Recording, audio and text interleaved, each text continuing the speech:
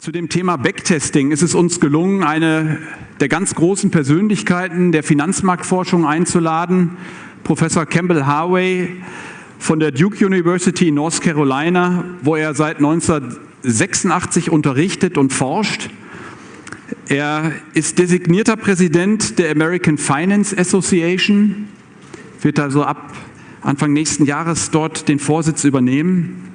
Er genießt allerhöchste internationale Anerkennung für seine Forschungsarbeiten und das auch deshalb, weil seine Forschung immer einen konkreten Anwendungsbezug hat. Er hat mehr als 125 Beiträge zu aktuellen Fragestellungen veröffentlicht in den Top-Journals und dass seine Arbeiten und seine Forschungsergebnisse praxisrelevant sind, zeigt auch die Tatsache, dass er für die Man Group als Investment Strategy Advisor tätig ist und dort immer wieder diesen Brückenschlag zwischen Forschung und Praxis bewerkstelligt. Das soll der Vorrede genug sein. Professor Harvey, we are very excited that you are here and we are looking forward to your presentation about the risks of historical backtests.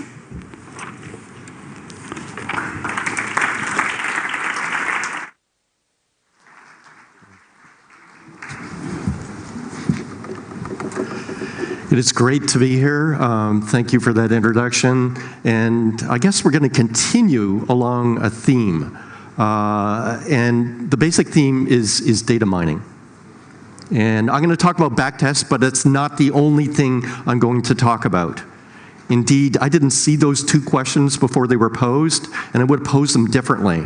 Because question 2 had to do with the real track record, and the real track record could be by luck also.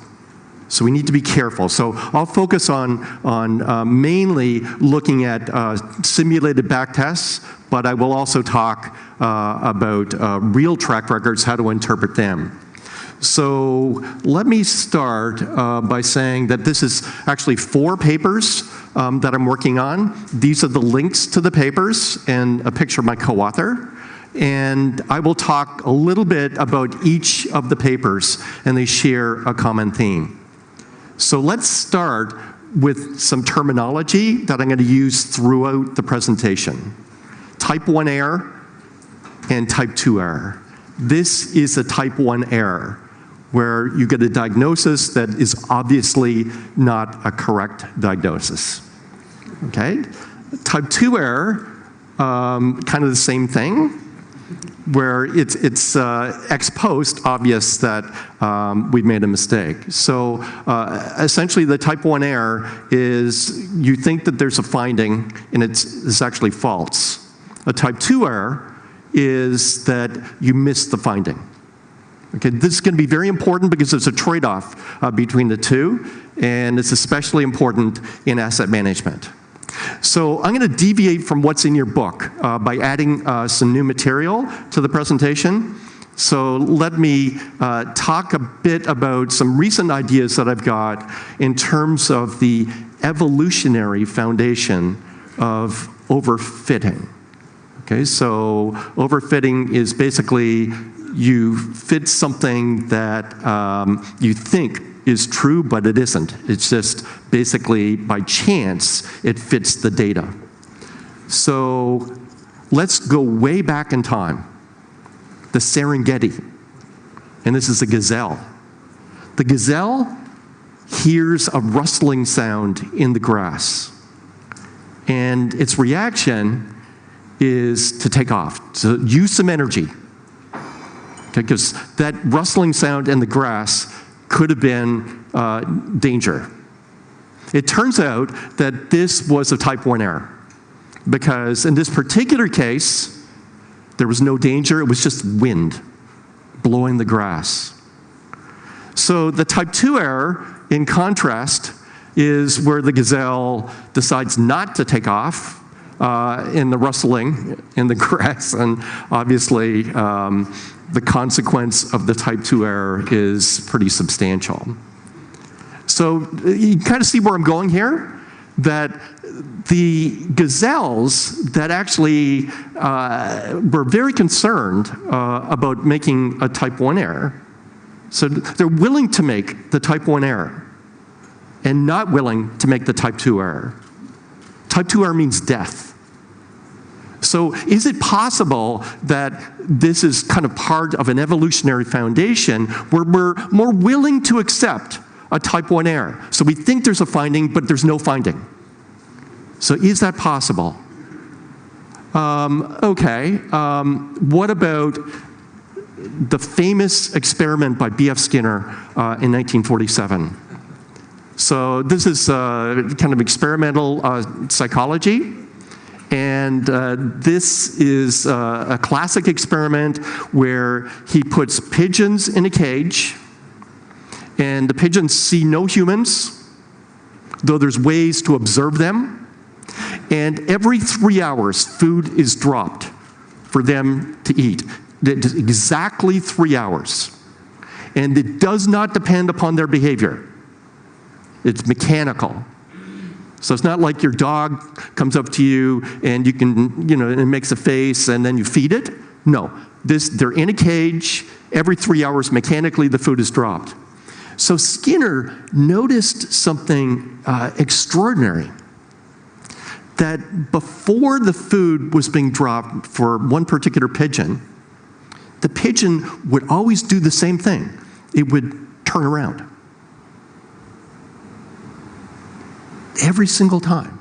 And then he noticed another pigeon that before the food was dropped, it would do something with his head. 1, 2, 3, before it was dropped. So basically, what's happening here is by random chance, that first pigeon happened to turn around before the first food was dropped and basically made the inference based upon that one experience that there's a relation between turning around and actually getting the food. The same thing with the other pigeon. The pigeon going like this. So again, the paper is fascinating because it's on the origins of superstition. Okay, that something random happens that you actually draw inference. Effectively, this is overfitting. Okay, in the very basic sense. So what else? Okay, let's go to Klaus Conrad. So this is not a finance person also. He is a person that studies schizophrenia and psychosis. Okay, and he wrote a very famous paper on apophony. And this is the idea that you see a pattern and make incorrect inference. So again, it's very much related to overfitting. We see something in the data and make some inference that's incorrect. So I'll give you some popular examples of seeing something. This is the famous picture of the moon. And people actually thought that this was a sculpture by some ancient civilization, like on the moon. But it's random. And it's possible to see something that is random. And maybe we give the benefit of the doubt because we hadn't been to the moon when this was discovered, and that's a real factor. But other examples, like this one, I'm not sure if you can see it that well, but in the cloud is basically God. Right? So this is just a random occurrence in terms of the cloud. But people will read into this something else. And the most famous example, I know we could probably poll on it and you're going to guess the most famous example, and yes, I'm going to show it. It is Jesus in the toast. Okay. Okay, so, and this is a very serious one because people will have these, it's a miracle, right, for Jesus to appear in the toast for a lot of people. And of course, if I jam enough slices of bread in a toaster, it's going to pixelate something like this or some other familiar sort of face or shape. Okay, so this, again, you're reading something into the data that really isn't there. Okay, so apophony is a type 1 error. So you look at some data and make a false insight. In contrast, epiphany is where you look at often different types of data and you come up with a revelation, and that is a true insight. Okay, so this is important. And again, let's go back to the evolutionary foundations. We've talked about animals, but we really haven't talked about humans that much. There's a book that I highly recommend by Carl Sagan in 1995. It's free on the internet right now. And basically, he was talking about some evolutionary foundations also of this same effect. So his book is called The Demon-Haunted World, and basically what he talks about is the children's ability to do facial recognition and how early that actually occurs and what the implications are. And this is a very cute baby, and basically he's going to argue, given that baby is able to smile at the mother and maybe sometimes the father, that affects the upbringing of that child. So we could contrast this cute baby with another candidate. And Sagan's idea, again, is quite clear. You're less willing to devote the time to a kid that doesn't recognize you. Get a picture of me as a kid also, right there.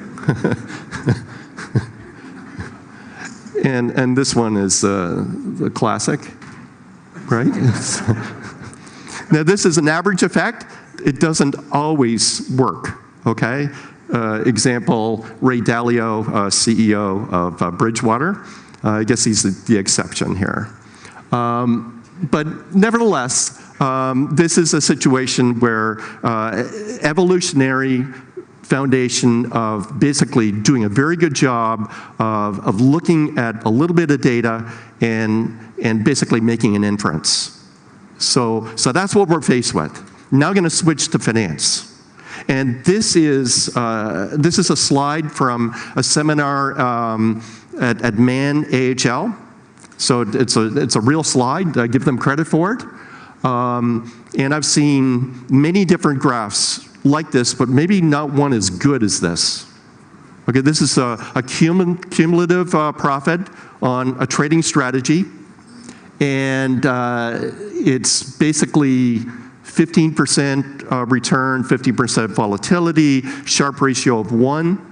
It's got 1 year with a very slight negative return right at the beginning, and it's about -4%.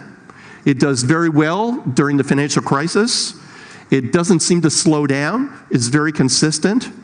This looks exactly like the backtest that you would put capital to work on. But is it Jesus in the toast?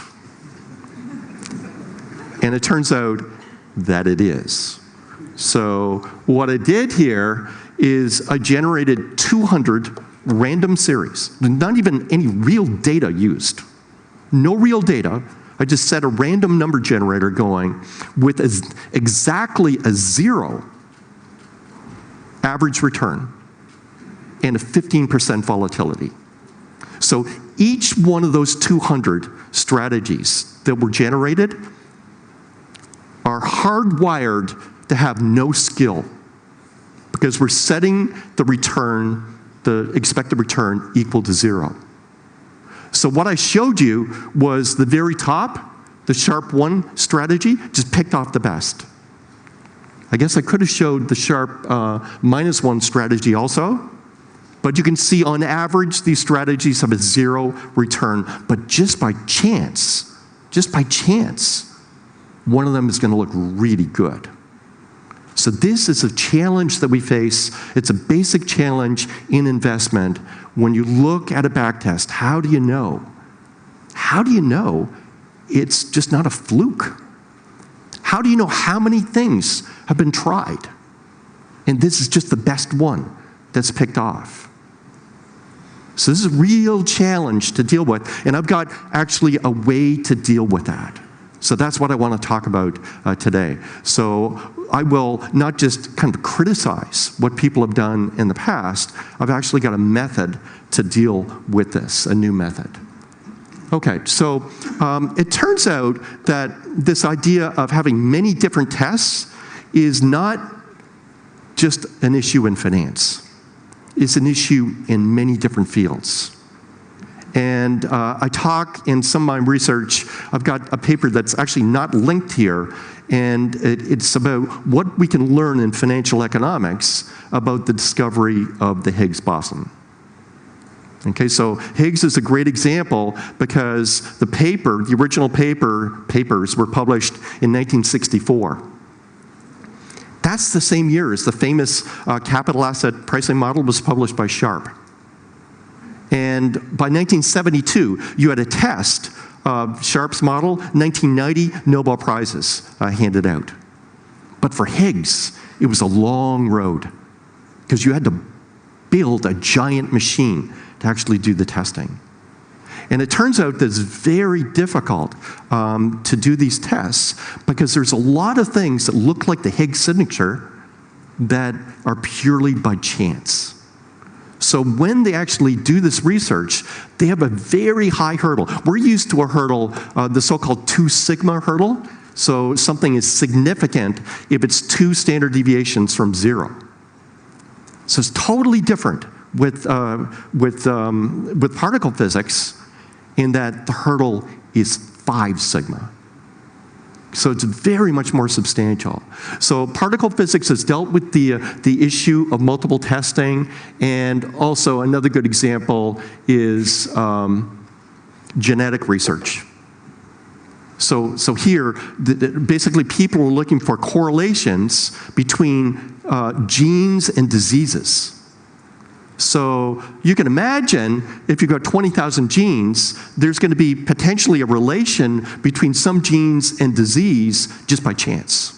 There's 20,000 things that are tried. I showed you 200. What about 20,000? And it gets even worse because we're talking one gene. What about a sequence of genes? So you start sequencing, then it starts going 20,000 times 19,999 times 19,998. This is a massive number of tests that would be undertaken. And again, some of the findings will be purely by chance. And indeed, the research in genetics, it's not unusual to do 500,000 combinations of genes, which is a fraction of what's available. And again, for them to declare something significant, they use a 5 sigma criteria, just like what happens in particle physics. Okay, so other areas of science have kind of figured this out, but finance has been very slow. Okay, so let's switch to finance, and basically, what I'd like to do is to talk about significance, talk about p-values. Okay, so the idea of the p-value is it's a way to control the type 1 errors. So type 1 error is in my 200 strategies. If I put money on that Sharpe ratio 1 strategy, that would be a type 1 error. Okay, because that strategy going forward has got a 0 expected return. Maybe you might get lucky out of sample and do well for a year or 2, but in the long term, it is a strategy with no skill. It's a type 1 error. And usually what you like to do is to control that error rate to be 5% or less, or so-called 95% confidence. That's what we would like. So we're always looking for the p-value or probability value to be 5% or less. Okay, and then we would something significant. So essentially it means that we've got 95% confidence and we've got a fairly low probability that we're making this type 1 error of allocating to a strategy or an investment that is basically an unskilled or false investment. Okay? So that's the probability. But, and this is a really big but, people in the past have not, in financial economics literature, allowed for this idea of multiple tests. Okay, so the 2 sigma rule that generates the 5% is only appropriate if there's a single test. So you've got something that you want to explain or forecast, and you pick a variable, you do that test, it's a one-shot test. So think of, you've got some variable y that you're interested in forecasting, you choose an x, you do it, and you're done, and the 2 sigma rule is fine for a 5% kind of p-value or tolerance for a type 1 error. As soon as you start trying different variables, then you've got a big problem. And this table shows that if we try 20 things, then there's a 64% chance that we will get something that is 2 sigma. 64% chance. So essentially, just by fluke, something is going to look significant by the standard way that we think about it. But it's not. So you try 20 things, one will have that 2 sigma, but it's false. Okay, so this is a real challenge because we know what happens in data mining. So in data mining, you're looking at potentially thousands or millions of variables trying to find a pattern. Okay, so what this is saying is that you can be very misled if you use the standard ways that we think about doing statistics. I also highlight 26, and let me explain that one in a minute. First, let me go back to 20. So I note XKCD, jelly beans and acne. It's kind of a strange notation. I should explain it. If you don't know XKCD, go to the internet and look it up. It is a cartoon, but it's a cartoon for us. Okay, it is a cartoon for people that know a little bit about quantitative stuff. And the cartoon that I'm going to talk about is called significance. So the idea is that somebody says, well, oh, I hear that jelly beans cause acne. And then the next frame is scientists go do an experiment. So they do the experiment, you can imagine what it looks like. You've got a group that takes jelly beans. You've got a control group that doesn't do the jelly beans. It's called a randomized control trial. And then you look at the difference. You count the acne, essentially. So they do it, and it turns out that there's no significant difference. So the p-value is above 5%. And that's the third frame. So, okay, we dispose with this. But then the fourth frame says, oh, well, it's not just the jelly bean, it's the color of the jelly bean. And then there are 20 frames where basically they go do 20 experiments. Same thing, but with different colors. So a group gets red jelly beans, and another group gets no jelly beans. And they find, well, that's not significant. Not significant. So you keep on going down the list until the very last one is the green jelly bean. And the green jelly bean, they find that there's a significant relation. Okay, so in the last frame is the classic. It's the newspaper headline that says, scientists find link between green jelly beans and acne. And that's how a lot of science operates, especially in pharmaceutical. Okay, so again, there's a 64% chance that we're going to find by fluke a relationship in that particular example. Again, let me go back to 26. Why 26? Well, there's a paper floating around in the United States that basically makes the argument that stocks that have a ticker symbol or a company name that begins with the letter A outperform. It's the same thing. It's the same thing. So again, there's a 74% chance that there's going to be a fluke finding just like that. And this could be ridiculous, right? We could not do the first letter, we could do the second letter. And we will find, and who knows what that letter is? Maybe it's P. Just by random chance, that sort of grouping could outperform in the past history. Going forward, it's destined to fail. Okay, so again, it gets ridiculous once we go to 50 tests, where there's 92% chance of finding something purely by fluke. Okay, let's get on to factors, and maybe we can call these alt betas if you want, or investment strategies if you want. And these are some examples from the academic literature. This is a recent paper by Nobel laureate Fama and French, proposing a 5-factor model. Indeed, I saw this paper presented early and interrupted Fama in the presentation. And I said to him, well, what about the other 5-factor model? And he said, what do you mean? I said, well, the one you published in 1993 that had 2 additional factors from his famous 3-factor model. And he says, oh, I forgot about that. I don't know how we could forget about it. It's a famous paper. So he said, well, maybe it's 7. Okay, so 3 plus 2 plus 2 is 7. So 5 factors could be 15. This is another recent paper. And again, we're trying to explain why some stocks outperform and other stocks underperform.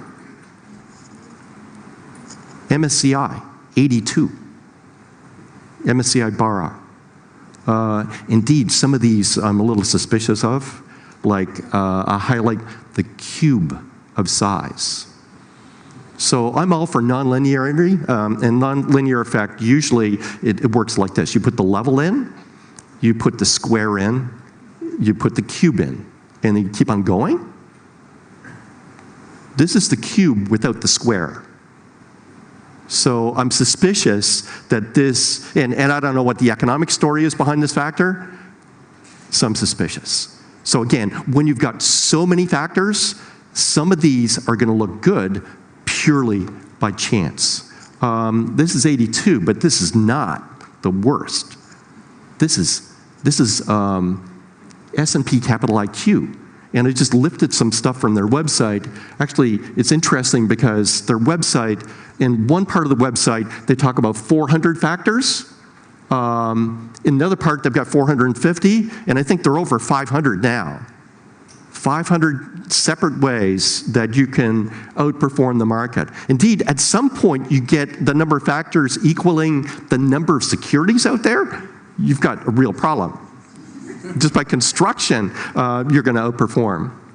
So again, outperform historically, going forward is a different story. Indeed, it says here, access to 450 quantitative stock selection signals spanning seminal academic literature.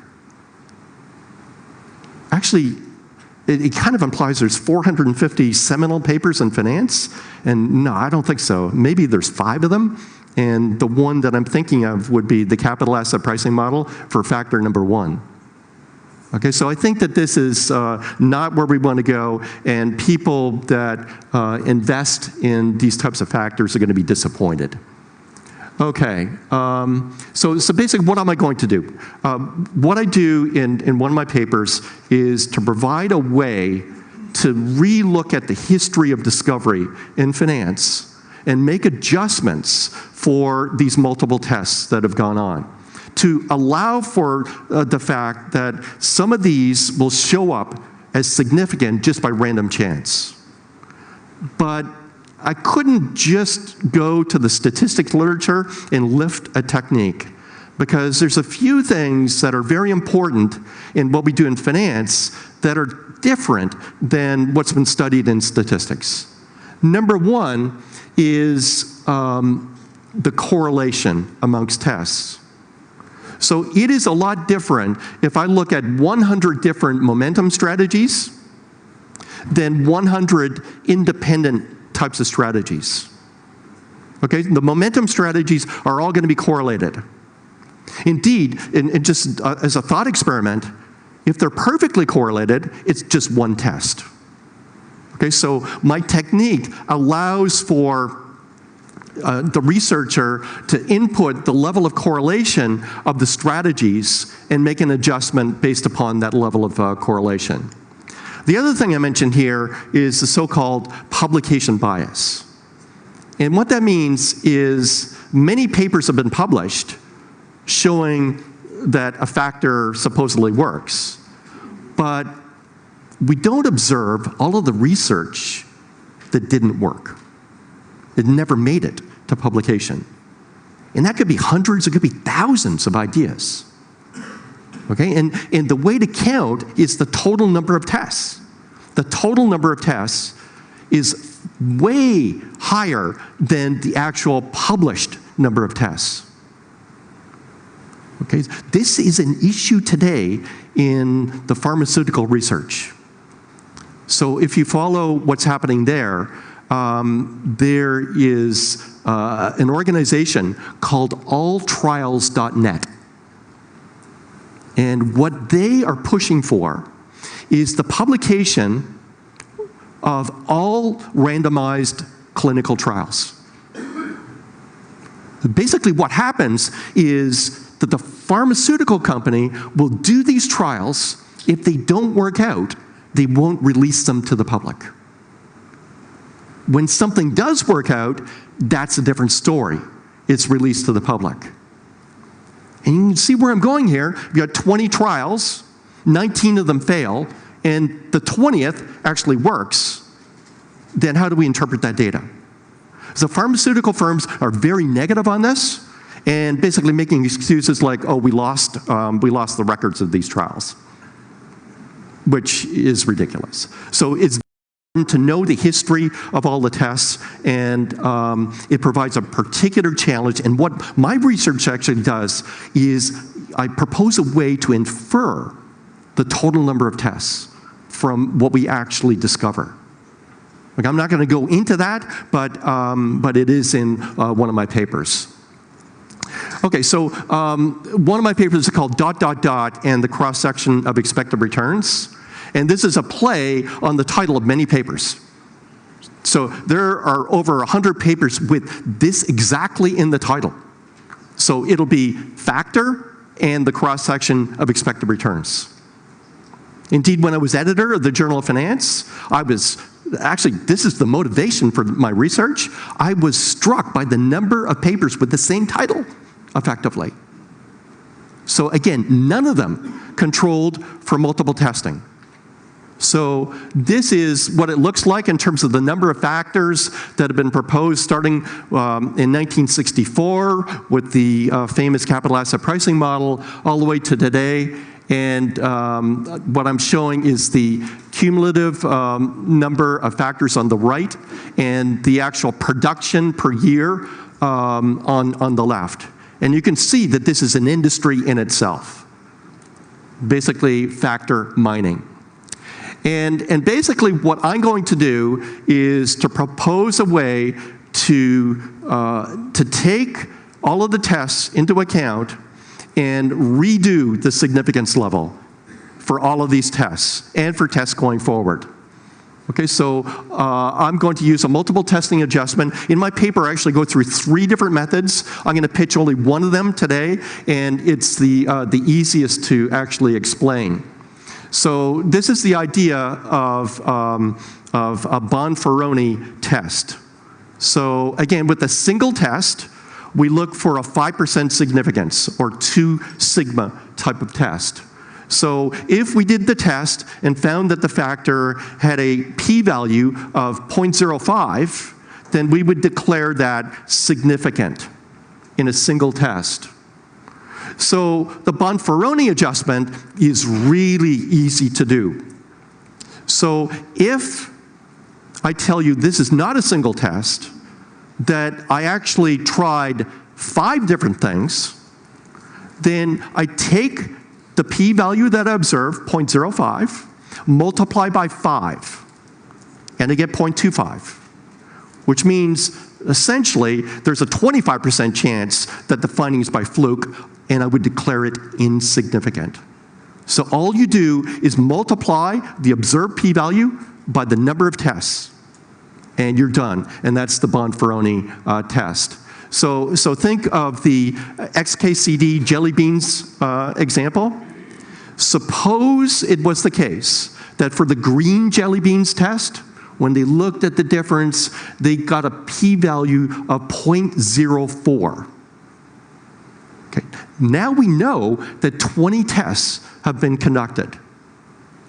So multiply 0.04 by 20, you get 0.8. That is hardly significant. Okay, so you would declare, using this adjustment, you would declare that the green jelly bean and the acne were uncorrelated. Okay, so this is a very simple way to make an adjustment. And again, if a lot of tests are happening, you're going to need a very low p-value to clear the hurdle. So if you believe 5% is what you want, then if there are 10 tests, that p-value's got to be 0.5%. 0.5% times 10 is 5%. Okay, so essentially what this does is it makes the hurdle more stringent, which is exactly what we want to do in terms of multiple testing adjustments. Okay, so this is a graph from my paper, and other people have called it rewriting history. And basically what I do in this graph is that I look at the factor production, which I've already showed you, that's below in that thick green line, and then I extrapolate the factor production going forward. The line going across at 2 is basically the 2 sigma rule. Okay? That's the old rule that we used to use. Anything above 2 is significant. And what I've done with these other lines, the blue one is the Bonferroni adjustment. So here, what I'm doing through time is making adjustments for the number of tests that have actually occurred. Okay, so, and you can see that we jump above 2 immediately. And I've highlighted some factors, some popular factors that appear above or below this hurdle. And for example, the famous Thoma-French 3-factor paper appears in 1992, and HML is value, SMB is size. Size was declared significant in 1992, but if you had used the correct statistics, it would have been declared insignificant in 1992. So there's some famous factors that are insignificant by this analysis, and some of them you recognize, like momentum, that are well above the line. Okay, so basically, instead of using this 2, I'm using a hurdle that is elevated. Okay, and when you do this, the conclusion of my paper is that I actually look at 316 factors that have been published. We conclude that over half of them are insignificant. Over half of them. So, also, by the way, some of them I proposed. Okay, so my colleagues, this is not just an attack on my colleagues, it's also an attack on my own research in the past. Okay, so that's important. Okay, so what I do, as I said, I allow for correlation, missing tests altogether, and we actually provide a technique. Let me go through a few additional ideas before I get into the questions. And one of the ideas here is Sharpe ratio adjustment. The Sharpe ratio is directly linked to this, this 2 sigma idea. Okay, so there's a relationship between the Sharpe ratio and significance. And what a lot of people do, they see a backtest, and then they haircut the backtest by 50%, saying, well, we think the data's been overfit, so let's do 50% haircut. Well, it turns out that that is a very crude adjustment, almost always incorrect. So basically, what we should do is the following. You observe a Sharpe ratio, transform that Sharpe ratio, it's very easy to do, into a p-value. And suppose we observe a Sharpe ratio is pretty high, the p-value is 0.01, which looks pretty good. Then what you can do is figure out the number of tests that were actually executed to get that strategy with the Sharpe ratio that's high. So suppose 10 things were tried. So we would adjust the p-value from 0.01 to 0.1 and then reverse engineer the Sharpe ratio. And when you do that, the Sharpe ratio is haircut. And it's haircut by the number of tests. So this is what it looks like, and for my 3 different methods. And notice that this is the 50% haircut, and this is my proposed way of haircutting. And basically, as you have a very high Sharpe ratio, the haircut is small, but when the Sharpe ratio decreases, when it gets smaller, the haircut gets severe, and it could be 100% haircut. So the Sharpe ratio goes to 0.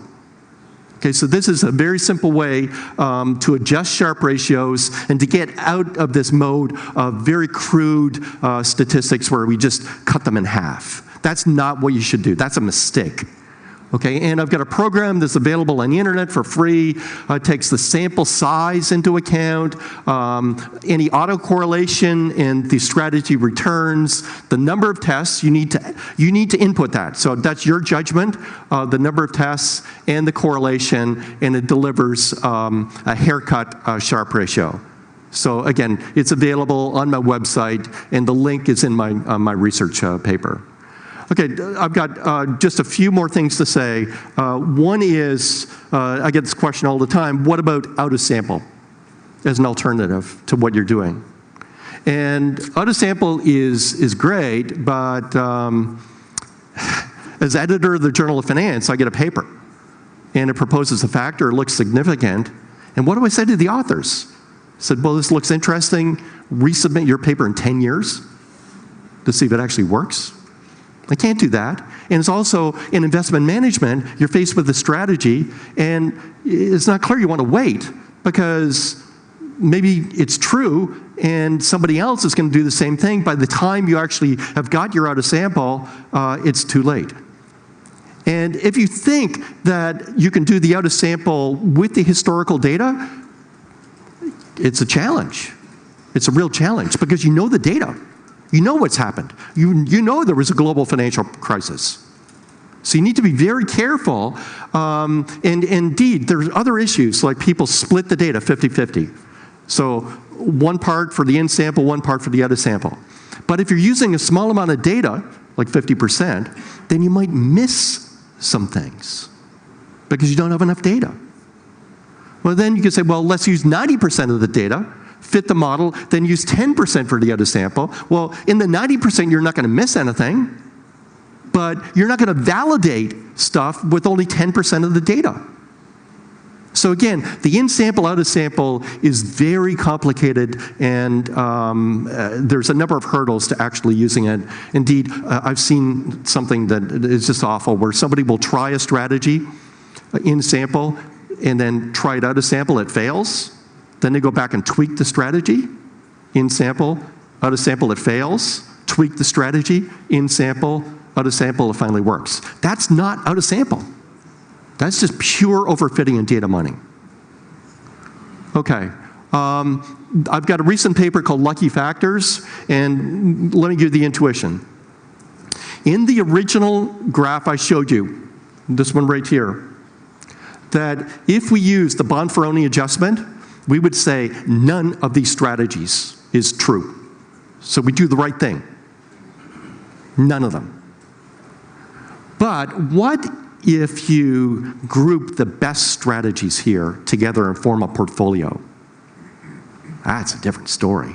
So these are independent, there's no correlation in these strategies. You put them together, the best strategy here has got, it's almost 3 sigma from 0. And when you put it together with the next 4, it goes to 4.5. Okay, so this is a real issue. And what my paper does is it provides a way to actually select a group of true strategies. Okay, so instead of just looking at one at a time, it actually looks at the contribution of the strategies to a portfolio and allows for overfitting, all of this stuff. And it's a really simple method. And again, it's in a paper called Lucky Factors. And the idea of the paper, the title, is that some of these factors that are discovered are just by luck, a fluke. Okay, the last thing that I'll mention is this idea between type 1 and type 2 errors for a manager. And let me just pitch the idea very quickly. So you've got a portfolio of strategies. You're looking at a back test for a new strategy. And it looks pretty good. You add it to your portfolio, and it turns out that it was a false strategy. So it didn't deliver anything. Maybe it delivered negative return or zero return. That's a type 1 error. There's another type of error where you've got, again, you start portfolio strategies thinking of adding a new one, do your research, and is at the margin in terms of the back test, and you decide not to invest in that strategy. And it turns out ex post, if you had invested, that would have been profitable. That's a type 2 error. So the idea of my research is we can actually do a psychometric survey on this and give scenarios. What is the biggest mistake? So maybe I have two choices, A and B. A, you thought the strategy was going to deliver 10% per year. It delivered 0. And B, and with A, you actually made the investment. In B, you don't make the investment. You thought it was 0, and it would have delivered 10%. Which is the biggest mistake? Okay, and everybody would choose A, because that's what you actually invested in. But then you change the question. So we keep A as it is, but change B to, you thought it was going to be 0, but it delivers 25%. And at some point, people switch over. That point of switchover is exactly the trade-off between type 1 and type 2. It's something different that we haven't really thought about in finance. Like usually we think about a person's risk aversion in forming a portfolio. This is a different type of psychometric attribute that is important. It's your tolerance for either making a mistake or missing something that's true that could be the next big thing. So I think it's very interesting to try to measure that. Okay, so let me conclude. My research is about a mistake that people make in financial economics. It's a basic mistake of ignoring the fact that we're trying many different things. However, there's other mistakes that are made. There are many choices, and back test overfitting is only one of them. So there's so many choices that can be made in research. You decide to start your sample at a certain point in time. You decide to exclude certain events. I've seen research that excludes the global financial crisis. So, well, that's an outlier. No, you have to include it. Okay, so choices of data, choices of standardization, trimming and filtering the data, all these are choices. All these are choices that are in the same category as the overfitting and the back testing that I've already described. Okay, it leads to incorrect inference. This is from the American Statistical Association, and they explicitly warn about multiple testing. So let me just read the last sentence here. So, or the last two. Selecting one significant result from a multiplicity of parallel tests poses a grave risk of an incorrect conclusion. Failure to disclose the full extent of tests and their results in such a case would be highly misleading. So this is part of their ethics. That's not how we operate in finance. It's routine not to show all the tests. And as a result, often what we have is misleading. I hope that I will establish guidelines for academic finance along these lines that were proposed by the American Statistical Association. I can do only so much in terms of my academic work. A lot of what's happening here is coming from the practitioner side. And there's rampant overfitting going on, and just the explosion of all these smart beta products is an example of a situation where essentially many people will be disappointed because they will be investing in something that they think is true, but it's basically a fluke. So let me conclude by saying that the 2 sigma rule is dead. Okay, we just can't use that. It's one test, and everybody knows that there are many tests going on. We just can't use that anymore. And I think that what's important is to develop protocols. I've got another paper that's not quite written yet, but it has to do with developing a protocol where you actually go and ask the investment manager a series of questions, and you can infer from that what their procedures are to minimize the overfitting. And I think that's really what we want. Again, the inference, my paper looks at academic studies that are published. The research that practitioners do is not published, for a good reason. Okay, but I do think that it's fair to conclude that the sort of insights that, that I uncover in the academic research applies to practitioner research also. So I do make the statement that over half of the product that's sold to investors is likely false. Okay, and that's pretty serious. So finally, I will say that the thought leader in this area is actually in medical science. So 10 years ago, there's a famous paper published in Medical Science that declared that half of the findings published in medical journals were false. My finding is identical. Half of the findings in finance are false. And you might think that, that's really serious in medicine, because it's a matter of life and death. And actually, I've got a different opinion. I'm willing to tolerate a high type 1 error rate in medicine, because we don't want to miss the cure for cancer.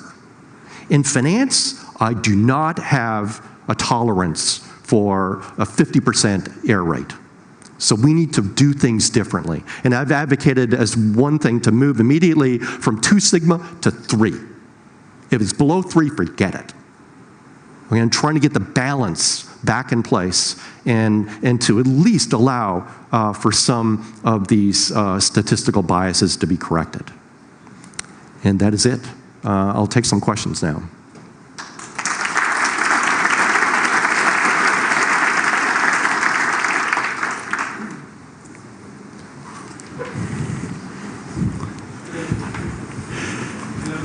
Thank you very much for your excellent presentation, Professor Harvey. So, has anybody of you a question? Hello, Mr. Campbell. Thanks for that excellent presentation.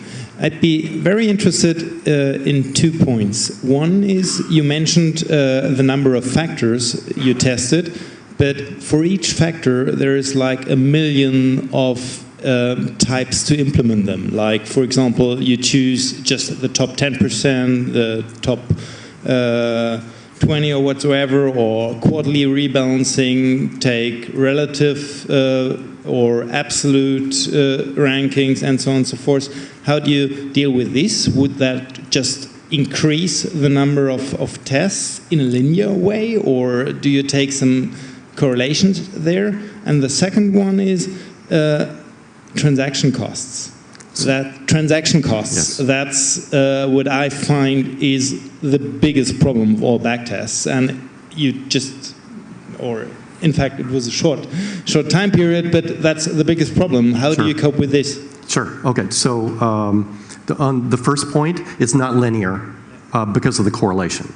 So you can have a set of factors that are fairly independent. And actually, it's really interesting. With the S&P Capital IQ factors, I looked at the average cross correlations of all those factors. And I thought it was going to be like 0.6 was 0.2. So those factors are relatively uncorrelated. But you're correct that there are momentum factors, just one momentum factor, and there's 100 or 1,000 different ways that you can actually do that. But the key is you don't add 100 or 1,000 to the 400, because all of those are highly correlated. So what my paper does is it allows you to play with the correlation, to allow for that correlation, and the hurdle increase is not linear as a result. So definitely take that into account. Transactions costs, this is something that I've heard many times, and it's important for me also. We publish these articles in academic finance with no transactions costs. Okay, so as soon as you put them in, it reduces the significance level. So that graph of rewriting history, probably all those dots need to be brought down. So in contrast, the graph that I showed for Man AHL, that is with transactions costs. We don't look at any factor without taking into account a conservative estimate of transactions costs. That's just part of the process. We would never look at anything without transactions costs. So it is true, in terms of the practice of management, practitioners are much better at actually doing that, and it is essential. What I'm saying, do it after transactions costs, but you need to take the multiple testing into account. Okay.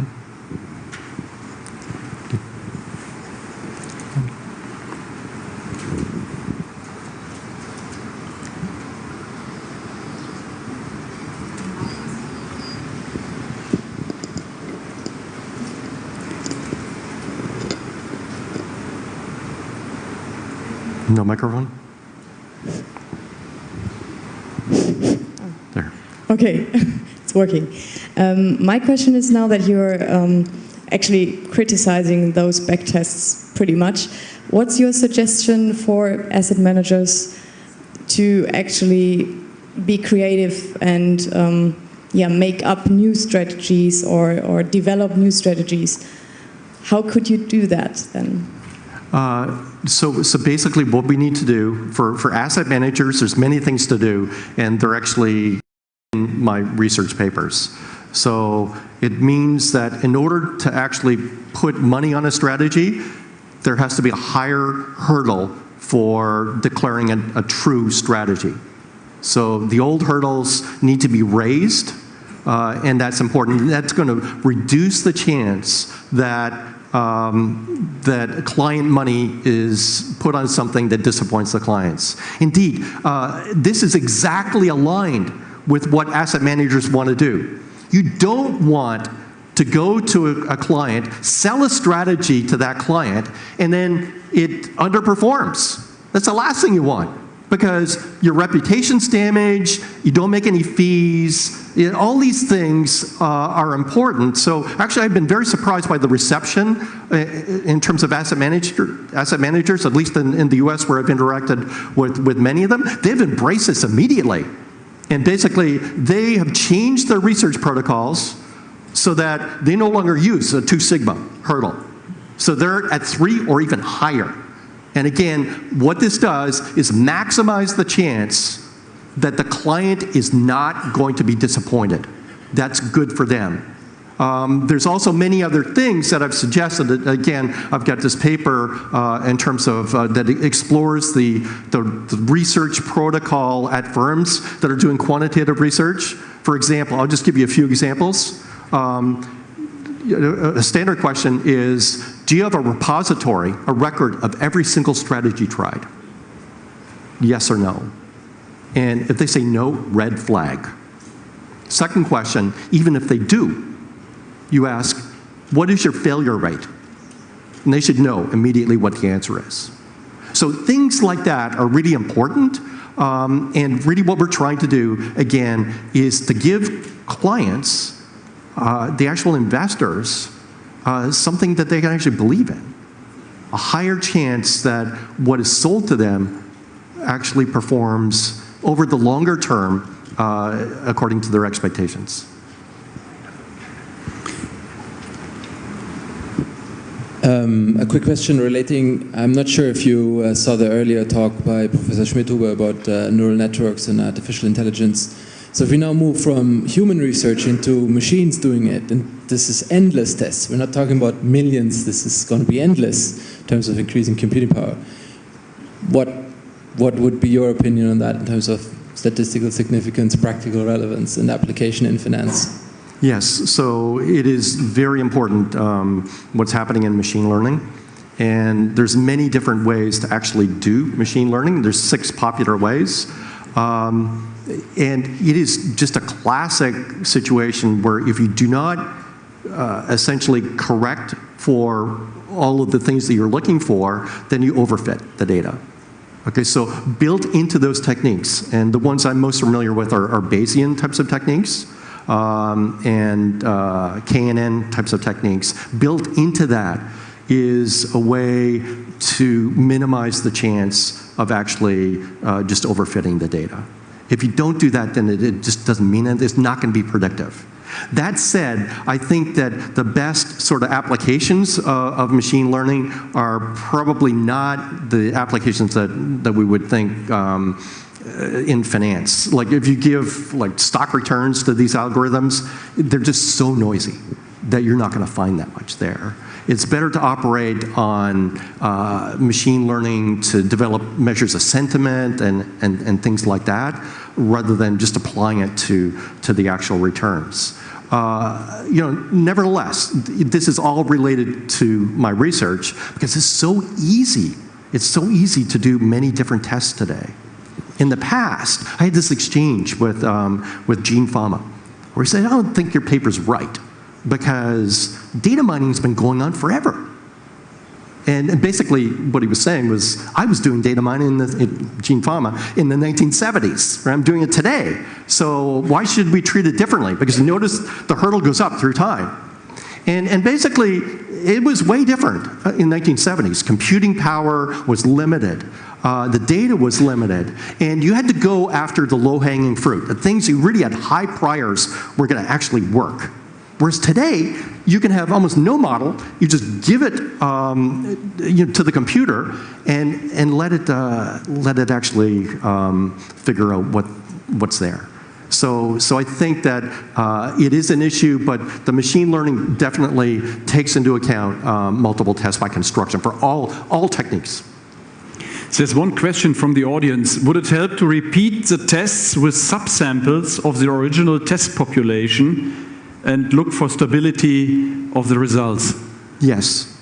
So again, you need to have a metric in terms of how to evaluate a strategy. So I look at many different things, and I've mainly talked about, let's say, a Sharpe ratio. That's one metric. There's another metric where you might look at drawdown. That metric is somewhat problematic, but it only looks at a bit of the data. You might look at consistency within a sample. There's many different things that you could actually look at. You might look at recent performance versus historical performance. But this basic idea of looking at subsamples, one problem is that when you look at these smaller samples, it might not work just by chance because the sample is small and who knows what actually happens. This is kind of a method of cross-validation. It is important. There is another paper that I recommend by Lopez de Prado that develops, using a technique like this, a measure of backtest overfitting. And it's very elegant. So there's a number of people working in this area. This is important. I said in sample, out of sample is problematic, but you should do it anyways. And the way that we do it at ManHL is that if an idea is approved, so before looking at the data, if the idea is approved, then we give the researcher a random partition of the data. So it's not like the first half and the second half. It's randomly selected, put together. The researcher does the work. We look at the output, have a seminar, and discuss whether to take it out of sample. And then the out of sample, the researcher is given the missing partitions. And that's the out of sample. And we would also look at the most recent performance. So there's different ways to do this. You need to have what I call a decision theoretic protocol for evaluating any investment. You need to sit down and figure out what's important, how much weight to actually put on each of the dimensions that you consider important. The key thing is repeatability. That's the most important thing.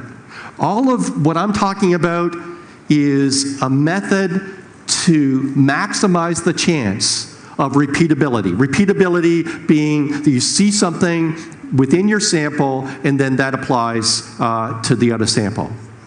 Okay? Again, I said at the beginning that my test was focused on backtesting. This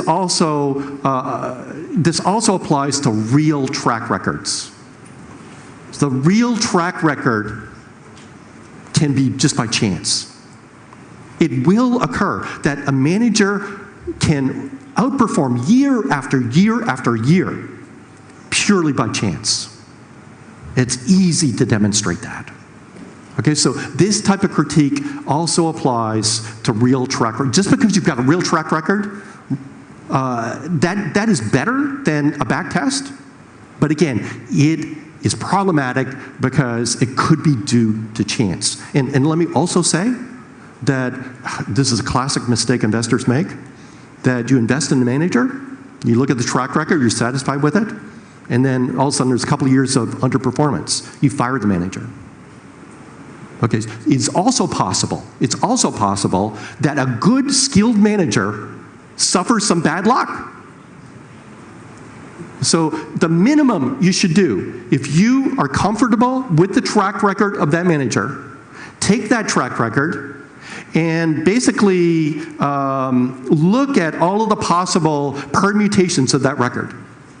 So what we do is kind of randomly reconstruct alternative histories with that track record.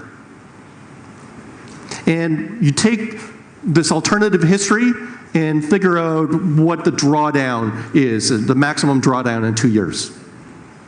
And then do another alternative history and figure out what the maximum drawdown is. And just keep on doing that. Do it 1,000 times. So 1,000 times you rerun the history with the actual track record that you were actually comfortable with. And then you can get the distribution of all of the maximum drawdowns. Then what you do is you look at what's happened and see where it is in the distribution of all possible histories. If it's never occurred in any of those histories, that manager should be fired. But what you're going to find is, oh, gee, this is actually pretty common. Like 30% of the time I see something like this. So so you need to understand the track record in a different way. And again, what we're controlling for here is chance. So it's unfortunate. Sometimes what happens is investors will drop that manager, and you know what happens. The next year manager does great. Okay, so you need to be careful on both sides. So it's not just that a manager looks good because of luck. A good manager can look bad because of bad luck. You need to control both sides. So, letzte Frage. Well, I'm not sure whether I can really share all of your concerns and critics, especially when it comes to, backtesting from quant managers and so on. Most quant managers that I'm aware of use factors that have been discovered 20, 30, 40 years ago. And it proved to be that these factors, once you apply them, continue to be significant. And if you have the 5 or 10 factors that have been all around in the industry, and what we find out, if you try to find the 11th or the 12th factor that add value to your forecast, it gets very, very difficult. So I think there is some value in backtests once you use things that have been around for many years, I think. So I think that's a very important point when you judge, backtests. So I totally agree with you. So that graph I showed you, half of the factors would be declared true. So, and you see the ones that are very significant, those have worked fine in the out-of-sample. So I guess what I'm talking about, there's a lot of factors, 316. And these factors are being produced, new ones every year. Those new ones, there's a high chance that they're not true. So I think I agree with you that if you've got something that's been proposed, and actually it's very interesting, the Fama paper, he proposed the value factor 2. Right? His new paper has got 2 factors that kind of split the value into 2 components. And he argues that these 2 are better than the old value factor. And the statistics just don't support it, because the old value factor, it's got this large out-of-sample track record. And it's easy to find something using all of the data that does a little bit better. Is that little bit better going to be sustained out of sample? Probably not. Probably not. Yeah, it's an interesting paper nevertheless, and I don't mean to pick on him. He's actually my dissertation advisor, so I don't mean to pick on him at all. But I guess I am. But I think we agree on this, that if you've got something that has got this long track record, that has survived, there's another academic paper that's very interesting that has a different approach than mine, where it looks at what happens to performance of factors after they're published. And it's really interesting, because I think they have about 80 factors that they look at, and the degradation in performance from what was promised to what actually happens is about 30%. So I looked at that and said, well, that's actually not bad. Only 30% degradation. And then when you read the paper, you notice they start with 80, but the degradation is only for 60. So I said, well, what about the other 20? Or, yeah. So you said 80 you investigate, but this degradation of performance is only for 60. Well, I said, well, they couldn't even replicate the in-sample result for those 20. So those 20s were 0, and if you put it all together with the 80, it's over 50% degradation. Okay, so again, even if it works in sample, there's going to be degradation. In medical science, this is called the winner's curse. Let me explain it to you. You have a finding in medicine, you publish the paper. Now, all of a sudden people get excited, there's people trying to replicate your finding. There's 2 possibilities. Number 1, in the replication, the effect is smaller. And number 2, in replication, the effect goes away. It was a fluke, and the paper's got to be retracted. So the first one to publish is basically taking some of this luck into account. You publish basically the finding with the highest. So there will be degradation. Professor Harvey, thank you very much. It was excellent. Thank you. Okay, thank you.